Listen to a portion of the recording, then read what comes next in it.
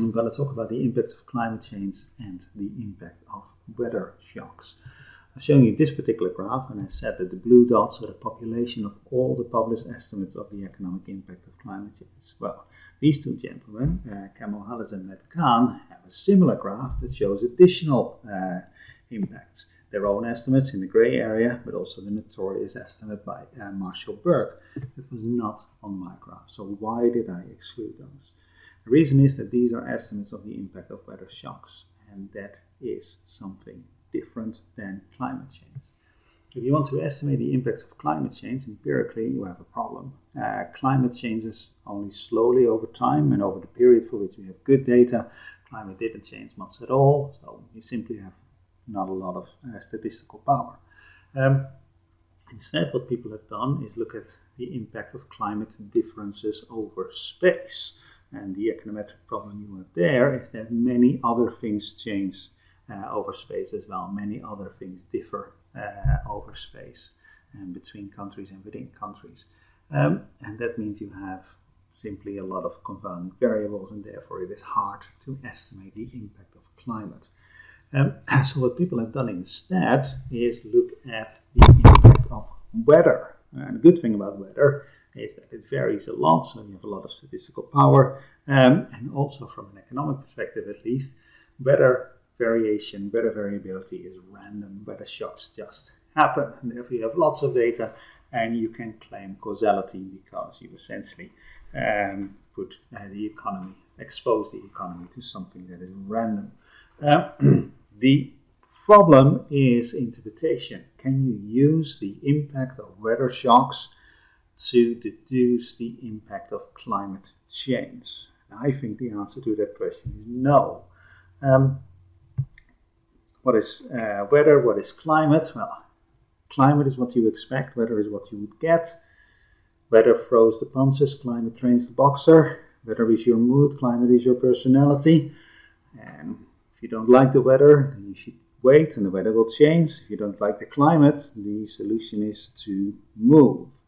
And that means that adaptation between weather and climate is different.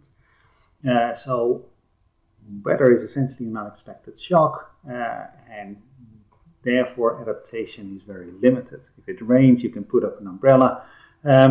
If it pours, you can close the floodgates. But adaptation to climate is much more extensive. You can actually adjust your capital stock. You can buy an umbrella. You can build those floodgates.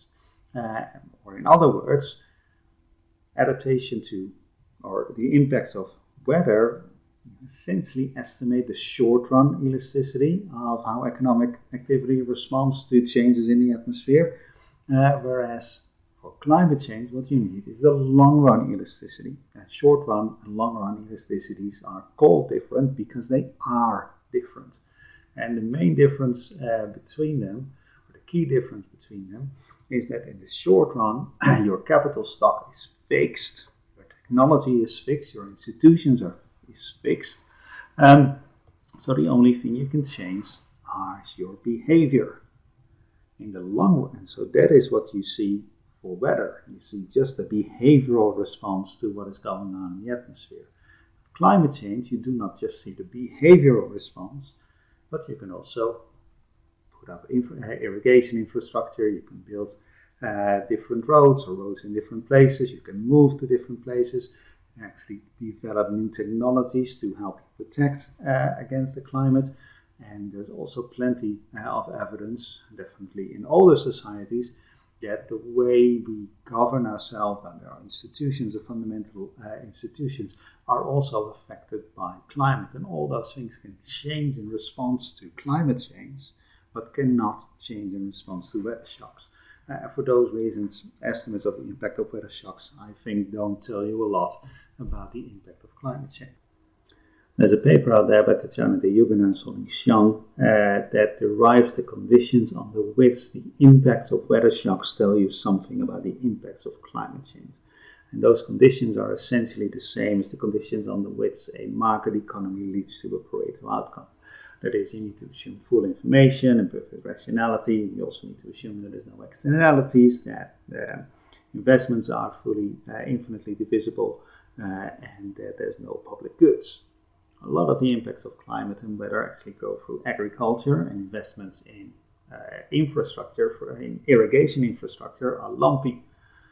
Other impacts go through human health, and our healthcare is to a large extent public.